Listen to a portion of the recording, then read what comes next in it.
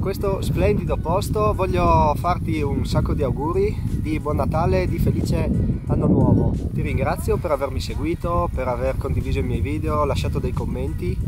Ti ringrazio davvero tanto perché se ho raggiunto un certo numero di commenti, di visualizzazioni e anche qualche collaborazione è anche per merito tuo.